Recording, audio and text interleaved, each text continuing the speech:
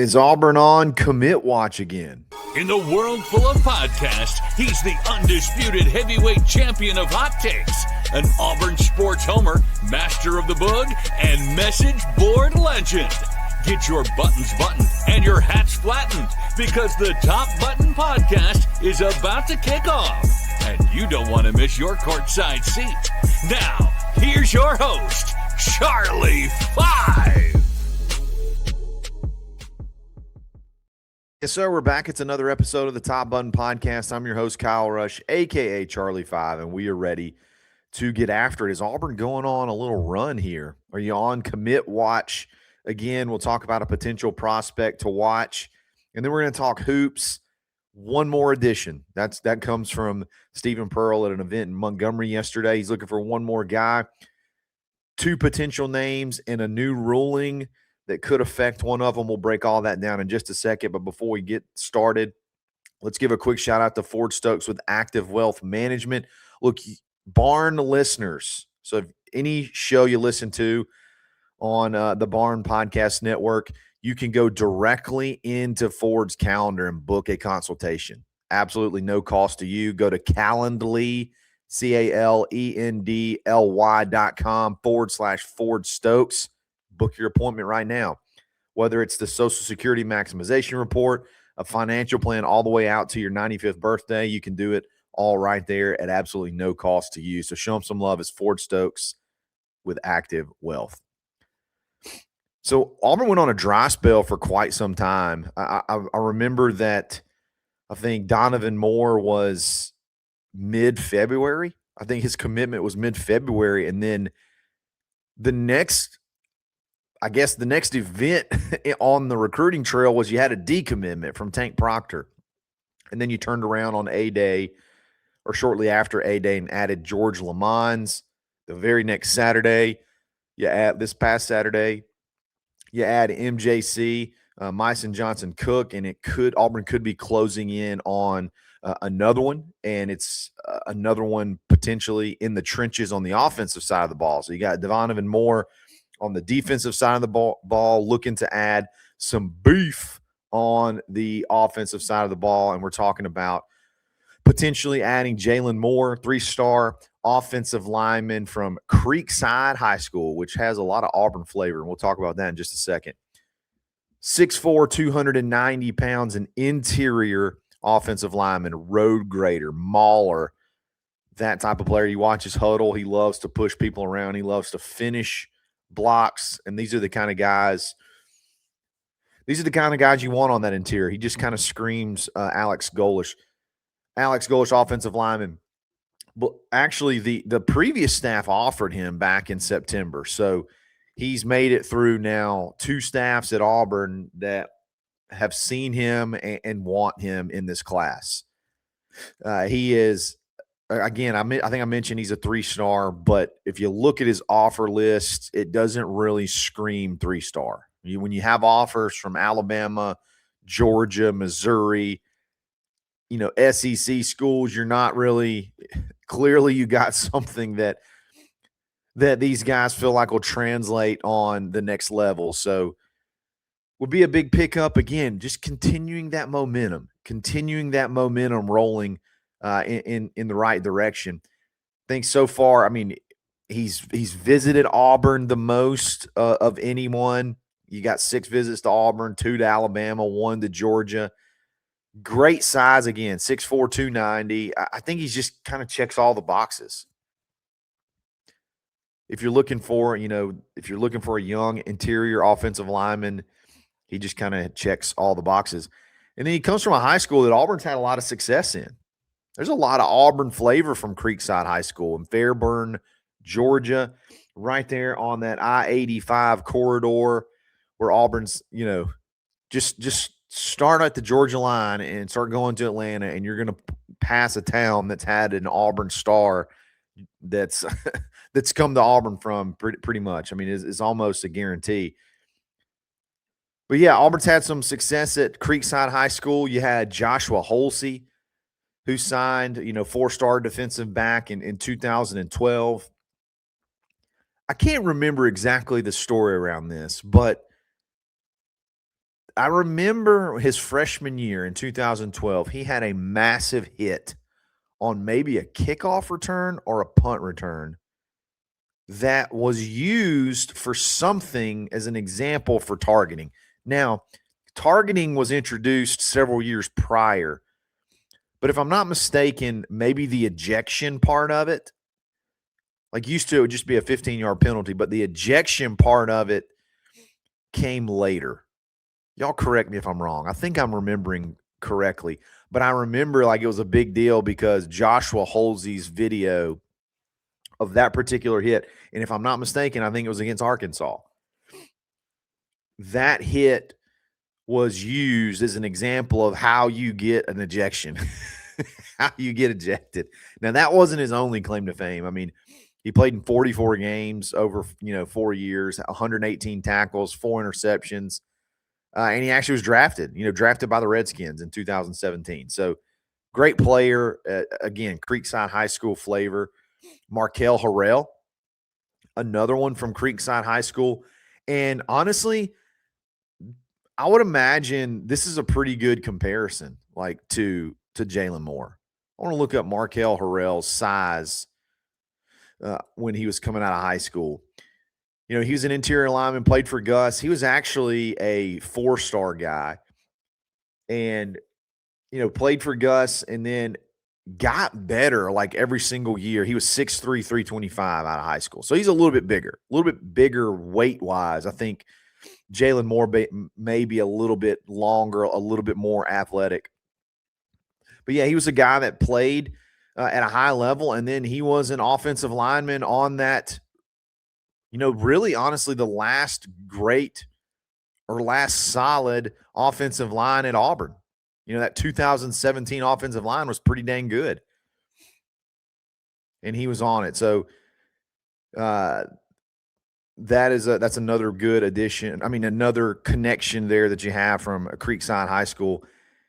And then another big one is you had Travis Williams, who didn't go to Creekside High School, but obviously he played at Auburn. I think Travis was from like South Carolina or something like that. But Travis coached there. Travis was their defensive coordinator in I believe, like 2013. So you got a lot of Creekside flavor. And, it's always good to dip back into high schools that you've had success with. If you played the NCAA football on, Xbox, PlayStation, whatever, that's called developing your pipeline. And pipelines in those games were typically like state by state, but it's always good if you can break it down and have success in a high school. Whenever they have a good player, you can dip back in and you already have the natural connections there. So, again, I don't know the exact time frame. Who knows? By the time you're listening to this today, he could be in the class. That'll give Auburn their 4th and continue to climb up the rankings. Every single player they add, Auburn's going to jump significantly in the rankings. So, good stuff. We'll see if Auburn can go ahead and close that one out and get Jalen in the class, because I think this would be a really good one to kind of start building out that offensive line room.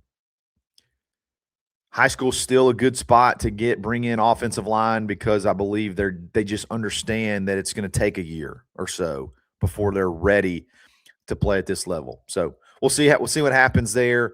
But Jalen Moore, keep an eye out on him. I think Auburn's definitely on commit watch. We're going to talk about hoops. Stephen Pearl gave some insight into what's left to close out the roster, but there's a rule that could be hindering one of the targets. We're going to talk about that in just a second. But before we do that, quick shout out to PTAC Precision Tune Auto Care. They don't call themselves PTAC. We do because it's fun. We love acronyms. It's where car care meets hospitality. Look, when you go to a car shop, an auto shop, or if you're like me prior, man, you're like, man, I got my caution lights on. I'm ready to be I'm standing on my toes, ready to be taken advantage of. You feel so much different by going to the PTAC Precision Tune Auto Care. You can you can trust them. They're going to take care of you. They're not going to lie to you, because it's not about that first visit. It's about the one a year from now, 2 years from now. keep coming back. So show them some love at the corner of Pepperell Parkway and Veterans in Opelika, locally owned and operated. And then also buyauburn.com. Do business with Auburn people. We're adding new businesses every single day, continuing to grow that professional network. You can list your business for $1 a day. And then, hey, if you're looking for a real estate agent in a particular area, hopefully, eventually, we'll have an Auburn person there. If you're looking for a car dealership, hopefully we'll have some Auburn ones that we can point you to. That's the whole point. You connecting the Auburn family. It's buyauburn.com. If you need a good real estate agent, I'm actually on buyauburn.com. If you need a good real estate agent in the Auburn Opelika area, hit me up, Kyle Rush at kw.com. Would love to help you buy, build, or sell. Got a closing on Friday with a listener, fired up about that. Hit me up. Love to help. We'll be back right after this.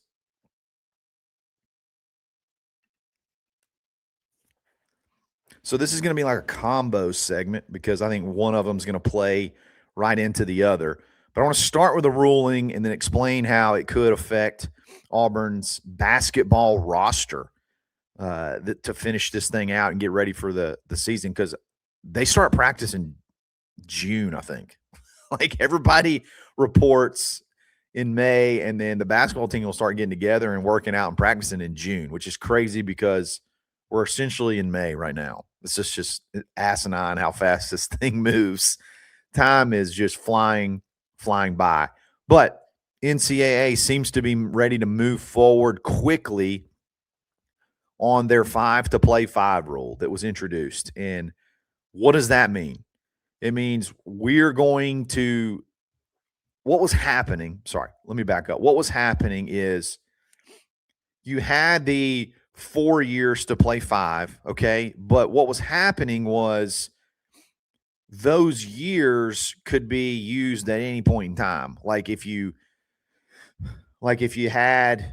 took a year off for football or a sport, that year may not count in your 4-to-play-5. So what they did was they locked in a window. So no longer are you going to be able to be like 25, 26, 27 able to play college football. There's not going to be any waivers or very few waivers. I would imagine it's got to be extremely, extremely special circumstances, if at all, for you to play beyond those 5 years, which I think was – I know Auburn's benefited from that, but I think it's probably the right move. So basically, you got 5 years. There's no red shirt anymore. You can play for 5 years. It starts either on your 19th birthday or when you graduate high school, whichever one comes first. And then you just got 5 years, and that's it. So you get it in while you can get it in. You got 5 years, and then you're done. Then you go do whatever after the 5 years is up.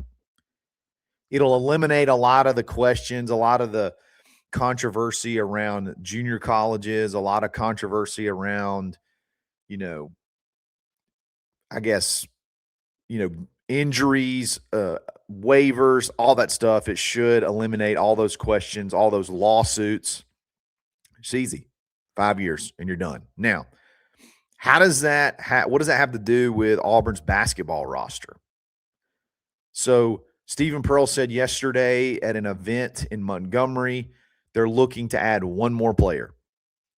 They love what they've added so far, and honestly, I do too. I think they've got some really good length, some really good versatility, and that's exactly what Stephen Pearl wants out of his basketball team. I think the length can help on the defensive side, particularly down low. But they're looking to add one more. And I think Steven said specifically they wanted a guy that could, play the 2 or the 3, which means, hey, I want some guy that's probably a little bit more athletic, that can shoot threes, that can run, can handle the ball in a tight. And that's the guy we're looking for. And we don't have to be super picky. We don't have to be super in a bind. We can be kind of picky. And there's been 2 names really that have been associated with this particular spot. One in particular that this rule could potentially eliminate. That's Mantis Rupstavicius out of Lithuania. He's the one, his name has been tied to this job. I'm tied to this spot, tied to this team, tied to Stephen Pearl for quite some time. The story around him is they don't necessarily have real high school athletics like they do in America. A lot of it's like club/professional teams. He's played for quite some time in those leagues. I think going back to when he was like 16 years old. The problem is his birthday is May the 6th, if I'm not mistaken. So it's less than a week away, or right around a week away, and he turns 24. Okay, so he hasn't played college basketball, but if the 5 to play 5 rule is in effect, it would seem that his 5 years would be up May 6th. So which may explain why nothing's really materialized yet. Like, that name's been out there, but that may explain why nothing has happened quite yet, because there really was never a question on would he come to Auburn or would he go elsewhere. I think he wants to come to Auburn, and Auburn wants him, even if it's only for 1 year. I mean, the guy shot above 40% the last 4 years in whatever pro league that he plays in. 6'6", he can do all the things that I just mentioned, that Steven mentioned, that he wants to fill this last spot. And he's good enough that, like, if you could only get 1 year out of him, you're good. That's what you want. You'll take him for 1 year because he's that good. I'm not sure how that works. I'm not sure how that works with this rule now. Feels like it's going to go into effect, and there's not going to be really any room, because if you look at it, you play your 19th year, 20th, 21st, 22nd, 23rd. That's 5 years. Okay, and his 5 years would be up next week. So could there be a different interpretation that gives him an extra year? I don't know. I would imagine everything that's been said about why he's not already on the roster has nothing to do with if he wants to come to Auburn or not. It seems like it's all been around eligibility. So could this rule throw a monkey wrench in that for at least 1 year, potentially preventing it, even that just 1 year of eligibility?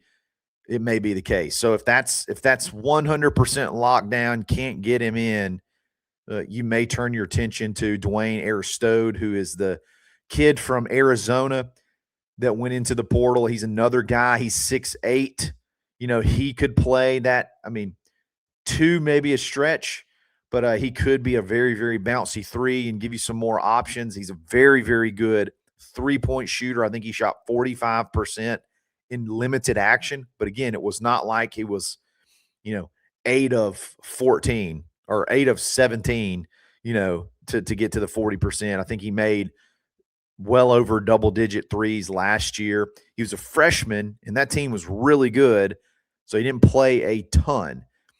Don't know that he necessarily has the ball handling skills that a Mantis would have, but he's still good enough and has enough upside that if you get the full kibosh on Mantis, as far as he just can't play, maybe you could pivot and go get Aristode in. And if you get him in, man, think about this lineup potentially, okay?